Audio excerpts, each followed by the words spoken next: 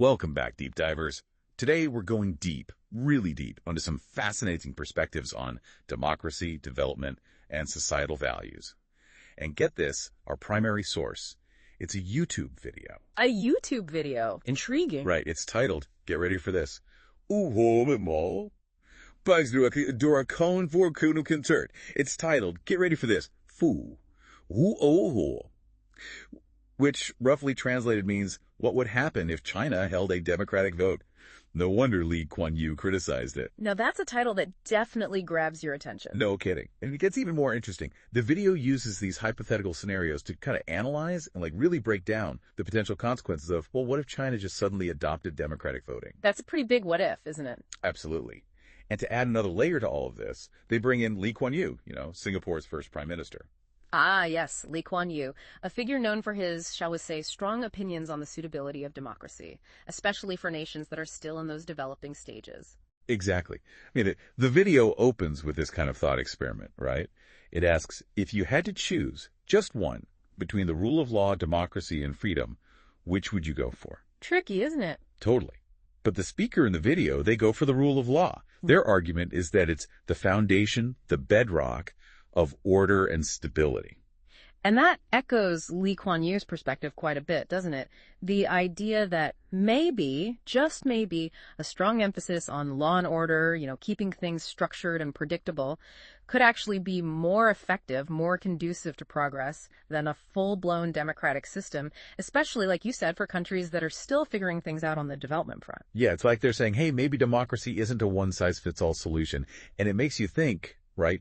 Because, Lee Kuan Yew oversaw this incredible transformation in Singapore, taking it from, well, not exactly a global powerhouse to, well, a global powerhouse. An economic miracle, some would say. And he attributed a lot of that success to the government's firm stance on law and order, maintaining that stability, that predictability, that really was seen as a cornerstone for their economic growth and their social progress. But of course, there's always an other side to the coin.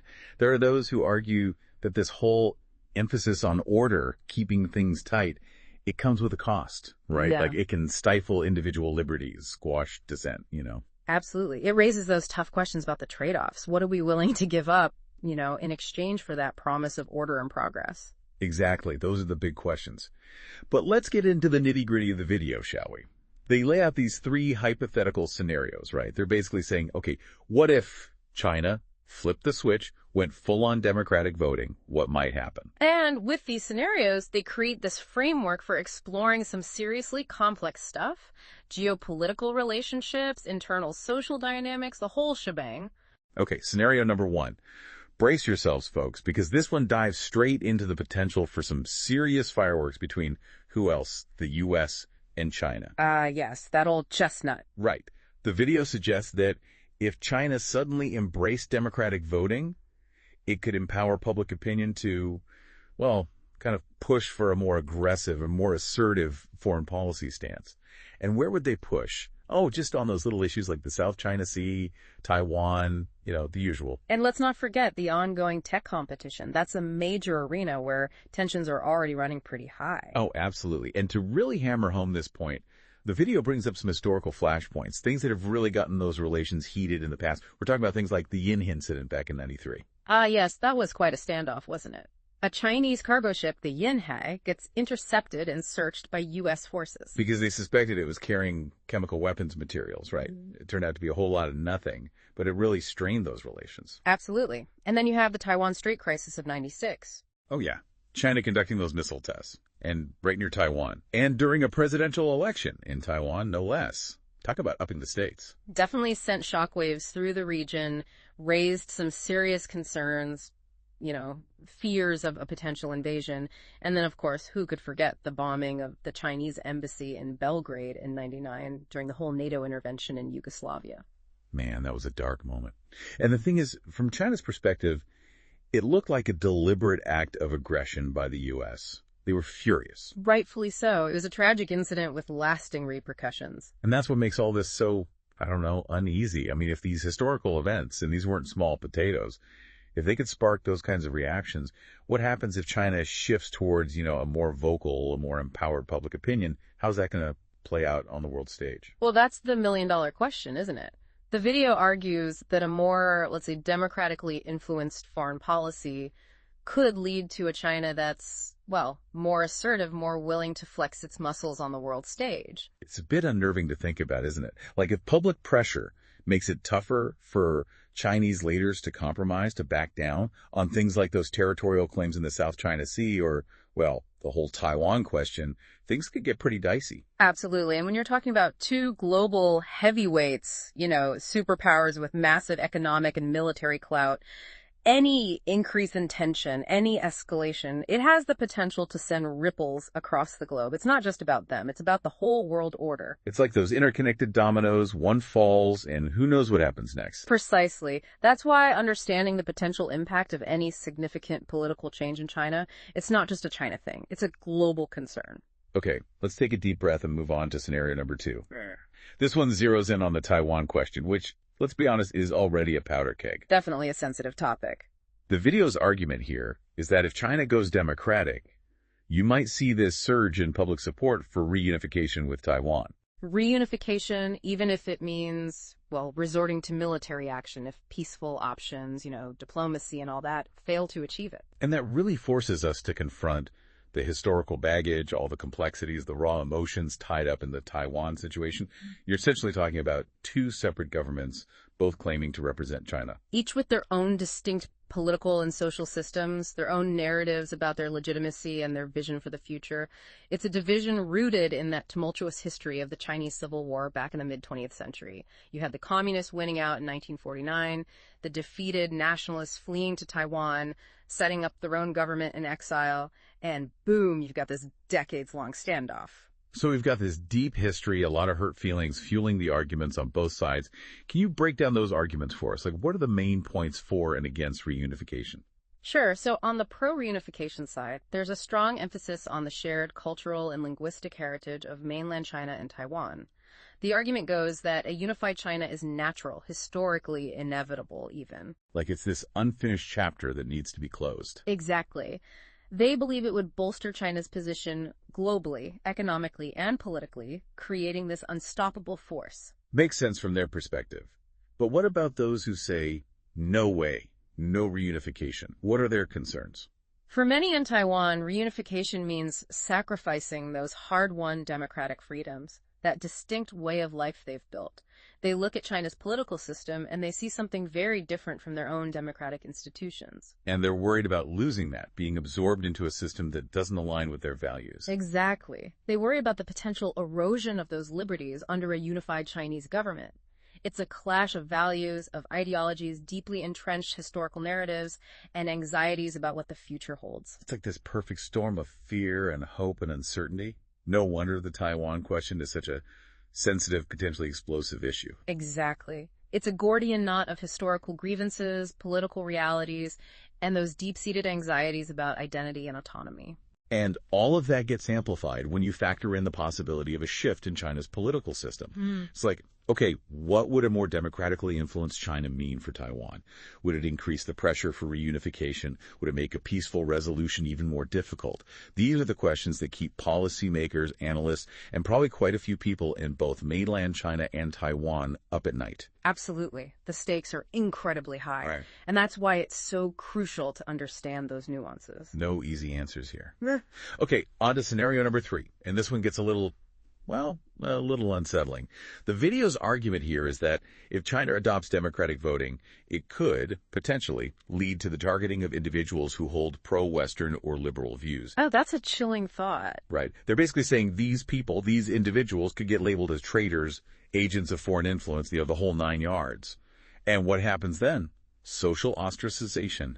Worse. It sends shivers down your spine, doesn't it? It raises all these concerns about political polarization, potential for suppressing dissenting voices. And it makes you think about those fundamental tensions that exist in any society, in any political system, really. The tension between individual freedoms and those perceived needs of the state. Where do you draw the line? What's acceptable dissent? What crosses the line and becomes, harmful to national interests? It's a constant balancing act, isn't it? A tightrope walk, for sure. And it flips that whole idea of democracy being this guarantor of individual rights and freedoms on its head. I mean, it makes you wonder, would a more democratic system in China actually lead to greater freedom of expression, or would it backfire and create this environment where certain viewpoints are, I don't know, silenced, punished even? Right. It forces us to look beyond those simplistic assumptions. Democracy isn't this magical solution, this cure-all potion. It's success, its ability to deliver on those promises of freedom and individual rights. It depends on a whole bunch of factors. A strong civil society, a culture of tolerance, institutions that actually protect those individual rights. Without those things, well, democracy can be fragile, vulnerable to manipulation. It's like a garden. Right? Yeah. You can't just plant the seeds and expect them to flourish without tending to the soil, without creating the right conditions. That's a great analogy. And that's what makes this conversation so important, so nuanced. We can't just make those blanket statements about democracy being good or bad. We have to look at the specifics, the context, the conditions on the ground. And that's what we're trying to do here, right? To really dig into the complexities, to grapple with the nuances. And I feel like we've only just scratched the surface. We've got these three fascinating, if a bit unsettling, scenarios that the video lays out, but there's so much more to unpack. Absolutely. And the video doesn't stop there. It goes on to address what it calls the biggest possibility, the big kahuna, the elephant in the room, and that's the potential for instability and chaos if China were to actually go down that democratic path. Okay, now things are getting really interesting. What arguments does the video make to support this claim? And are they legit? Well, buckle up. Because the video attempts to make its case by pulling out some historical heavy hitters, pointing to events like the 2015 Greek referendum. Remember that one? Vaguely. Remind me. Greek voters reject those austerity measures, those tough economic reforms demanded by their creditors. Oh, right. And that led to, even more economic turmoil. Exactly. And then they bring up, wait for it, Hitler. Whoa! Hitler. That escalated quickly. Right. They're arguing that his rise to power, while incredibly complex, undeniably involved manipulating those democratic mechanisms to dismantle, democracy itself. So the video is basically saying, hey, look, democracy, it's not a guaranteed path to stability or sunshine and roses. It can be exploited, hijacked by those with less than noble intentions. Exactly. But, and here's the crucial point, are those historical parallels, those comparisons, are they really fair?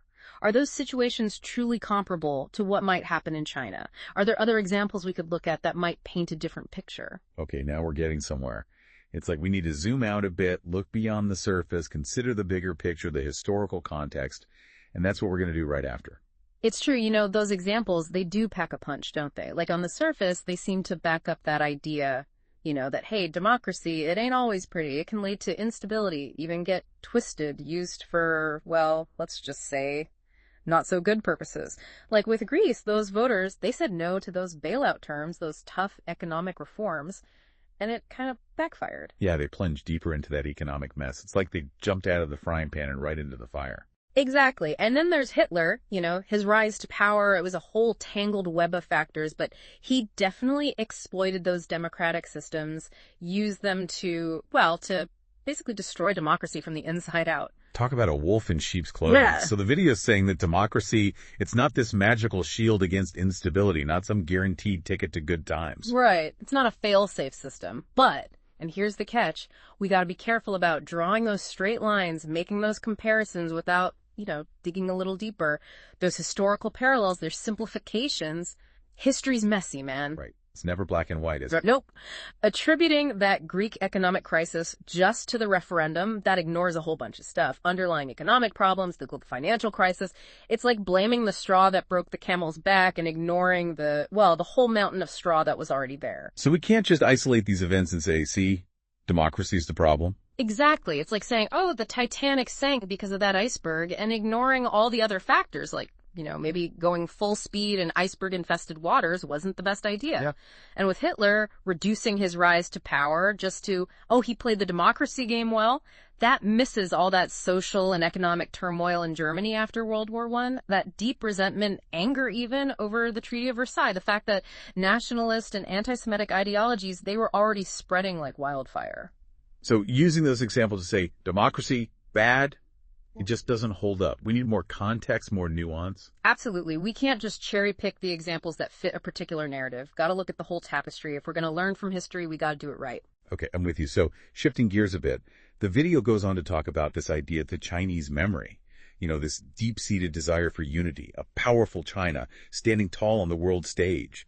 Their argument is that this narrative, this longing for a strong, unified China, it's so ingrained in the Chinese psyche, in their collective memory, that it might just override other political considerations. It doesn't matter if it's democratic or not. That pull, that historical gravity is just too strong. Right. It's fascinating. It makes you think about how those cultural memories, those stories we tell ourselves about our past, how they shape our identity, influence those political choices we make. It's like those preferences, they don't just pop out of thin air. They're woven into our understanding of who we are, where we've been, and what we fear or hope for the future. So are you saying the Chinese people are like pre-programmed to favor a certain political path? No, not pre-programmed. It's more about recognizing the power of that collective memory, those shared experiences, those stories, those narratives. They get passed down, through generations. They create this powerful sense of, shared identity, common purpose. And that shapes how we see the world, how we make decisions, even political ones. So it's like a lens, right? A filter through which they view current events, imagine the future of their nation. Exactly. And in China's case, that memory of past disunity, weakness, think the century of humiliation, it fuels that yearning for unity, for a return to a position of global strength and influence. It's like we've been there in that dark place. We don't want to go back. Now, this makes me wonder about how these historical narratives play out in other countries. Do they shape political aspirations elsewhere as well? Or is this a China-specific thing? Oh, it's definitely not unique to China. You see similar dynamics all over the globe. Look at the U.S. with those narratives of American exceptionalism, or the U.K. still wrestling with that legacy of the British Empire. These stories, they shape how nations see themselves, their place in the world, what they believe they're destined for. It's like each nation has its own epic saga playing out, right? And those stories, those memories, they influence how they act on that world stage. Right. And understanding those narratives, those underlying beliefs, those fears and aspirations, it's crucial if you want to understand how a nation behaves, how it interacts with others, what it's striving for. And it's super relevant when we're talking about a country like China, going through this period of rapid change, economic and social transformation, becoming a major player on the global stage. Okay, makes sense. Let's move on to another point the video brings up, something that's often kind of brushed aside in those big picture discussions of geopolitics and ideology, and that's the economic reality on the ground in China. They highlight those stark economic disparities. They even quote Premier Li Keqiang, that 600 million people were earning less than 1,000 yuan a month. Yeah, that's a pretty sobering statistic, isn't it? It's a reminder that even with all that economic growth, those benefits, they haven't reached everyone equally. Right. And the video connects this to Deng Xiaoping's famous policy, letting some people get rich first. That whole idea of kickstarting development by allowing some to prosper, hoping it'll trickle down eventually. Right. Just to clarify for our listeners, Deng Xiaoping, he was a major figure in China, led those economic reforms after the Mao era. And this get-rich-first strategy, it's been, undeniably successful in terms of raw numbers, lifting millions out of poverty, turning China into an economic powerhouse. But it's also created this massive wealth gap, hasn't it? Those haves and have-nots. Absolutely. It's a double-edged sword. And the video, it doesn't shy away from those ethical and practical implications of this growth at all costs approach. Like, okay, we've achieved this incredible economic miracle, but at what cost? And is it sustainable? What about those left behind? So the video acknowledges the trade-offs, but does it offer any solutions, any alternatives to that get-rich-first model? It doesn't explicitly endorse any solutions, but by highlighting those issues, those uncomfortable truths, it's prompting those deeper questions, isn't it? It's like a nudge, a push to think critically, consider those long-term implications. It's asking, okay, what now? What's the next chapter? Is there a more equitable, more sustainable path? It's like they're saying, we've come this far, but where do we go from here? And that's a powerful question to leave people with, right? Not providing those easy answers, but encouraging that deeper reflection, that honest conversation about the path ahead. Exactly. It's not about spoon feeding. It's about sparking those critical thinking skills, empowering people to grapple with those complex questions. It's what good education should do, right? Make you think, not just tell you what to think. Absolutely. Now, as we get towards the end of the video, they touch on something that's often, I don't know, overlooked in those dry analytical discussions about politics and economics. And that's the role of emotions. They talk about how emotions, like hope and hate, fear and resentment, pride even, how they can be these powerful motivators, especially in the context of China's development, its historical journey. Yeah, it's like we try to analyze politics like it's this purely rational game of chess, but we forget that we're humans, driven by emotions, by those gut feelings, by hopes and dreams, fears and anxieties. We're not robots. So the video is saying we need to factor those emotions into the equation, right? Right. It's arguing that those feelings, that hope for a brighter future, that resentment over past injustices, that pride in national achievements, those can be incredibly powerful drivers of political action. They can mobilize people, shape their choices, even if those choices aren't always, based on a pure logic or cold, hard facts. It's like sometimes we act because we feel something deeply, not just because we've thought it through logically. Yeah. And that's true for individuals, but it's also true for nations, right? Like those narratives, those stories, they evoke those powerful emotions. And those emotions, well, they can fuel support for certain policies, certain leaders, even certain ideologies. Mm-hmm. Think about how political campaigns work. They're all about storytelling, tapping into those emotional undercurrents, right? Absolutely. They're trying to create a feeling and emotional connection, not just present a list of facts and figures. Because facts and figures, they don't always inspire people to action, do they? Emotions do. So this is a good reminder, right? Yeah. We need to be aware of those narratives, those stories, and how they're playing on our emotions. Even if they're not, completely accurate or balanced, we need to step back, think critically, not just get swept up in those emotional currents. Exactly. Don't just believe everything you feel. Examine those emotions. Question those narratives. Good advice. So we've covered so much ground here, from those hypothetical scenarios of China going democratic to those deeper dives into history, culture, even the power of emotions in shaping those political choices. It's been a whirlwind tour of ideas. We've wrestled with those complex arguments, challenged those assumptions, and hopefully, planted some seeds of curiosity, some new questions for our listeners. That's what a good deep dive is all about, isn't it? Leaving you with more questions than answers, inspiring that thirst for knowledge. Absolutely.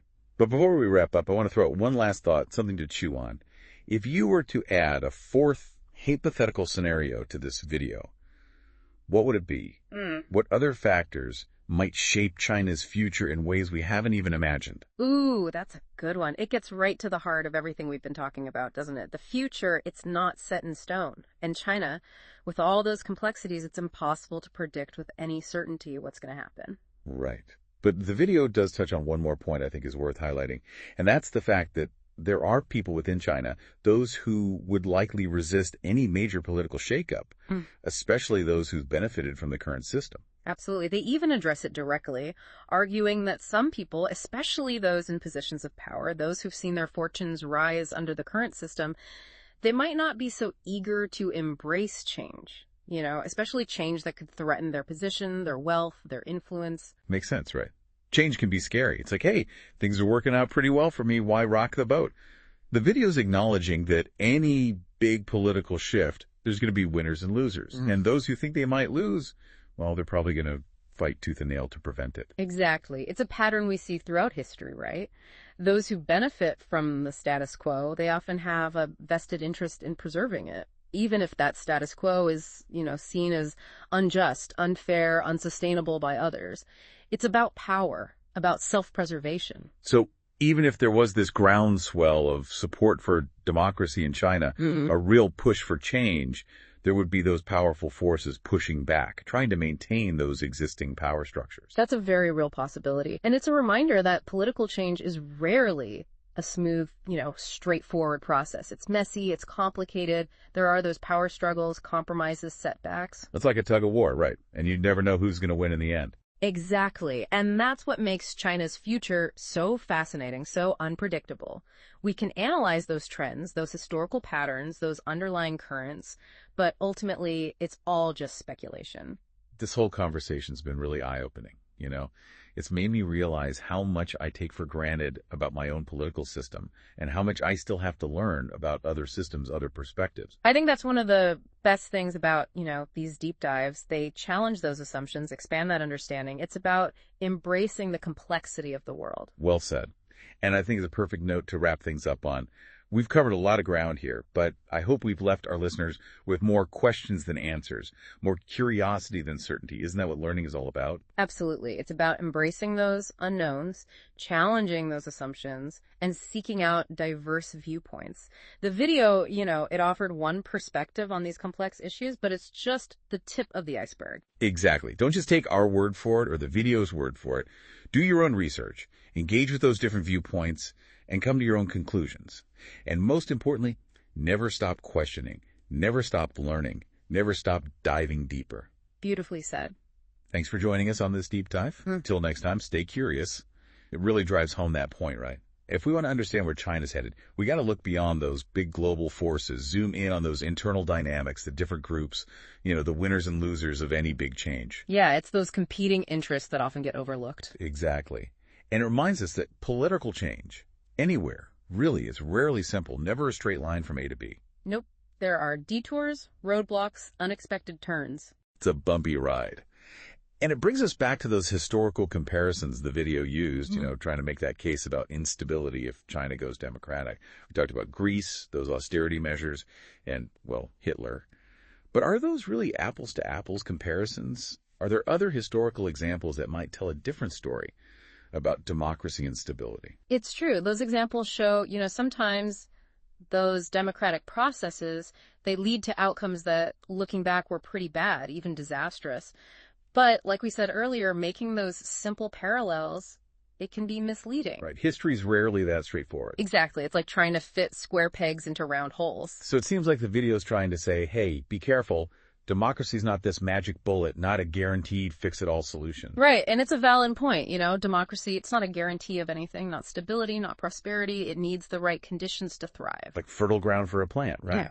Exactly. You need those strong institutions, an independent judiciary, a free press, that culture of tolerance, where different opinions are respected, even encouraged, and crucially, institutions that actually protect those individual rights. Make sure they're not just words on paper. So it's more than just having elections, voting for leaders. It's about creating that whole ecosystem that supports those democratic values. Exactly. And that's why those direct comparisons between countries, different historical periods, they often fall apart. Right, because the soil's different, the climate's different, the whole environment's different. Exactly. Whether democracy succeeds or fails, it depends on a whole bunch of factors, many of them rooted in that society's history, its culture, its social structures. Like, you can't just transplant a political system from one place to another and expect it to, take root and flourish without taking into account those unique conditions. Makes sense. Now, this makes me think about that letting some get rich first policy. Could that, with its economic growth, but also those widening inequalities, could that actually end up creating conditions that are, well, maybe more ripe for democracy down the line? Like, could a growing middle class in China start demanding more political participation? That's the million-dollar question, isn't it? Lots of folks who study China are wrestling with that very question. A puzzle. It is. Some argue that economic development, it tends to lead to those rising education levels, more access to information, and that can fuel that desire for, more political freedom, more accountability. But then others say, hold on, China's system, it's adaptable. It might find ways to, manage those economic changes without giving up that political control. It's like, can they have their cake and eat it too? Right. It's a fascinating dynamic to watch. It's like a high-stakes game, and we're all holding our breath to see how it plays out. So it sounds like China's future, it's not a done deal. There are all these forces at play, these different possibilities. We can't say for sure which way it'll go. No, and that's what makes it so interesting. We can analyze those trends, those historical patterns, but ultimately, no one has a crystal ball. That's a good reminder. This whole conversation's been, it's challenged some assumptions, Made me realize I take a lot for granted about my own political system. Yeah, it's those deep dives that force you to step outside that comfort zone, see things from different angles. Totally. And on that note, I think it's time to wrap up this deep dive. Any final thoughts? Just want to emphasize that video we explored. It's just one perspective on a super complex issue. It's important to, seek out different sources, be critical, don't just accept everything at face value. Right. Don't just take our word for it or the video's word for it. Do your own research, engage with those different viewpoints, come to your own conclusions, and most importantly, never stop being curious. Couldn't have said it better myself. Thanks for joining us on this deep dive. Until next time, stay curious.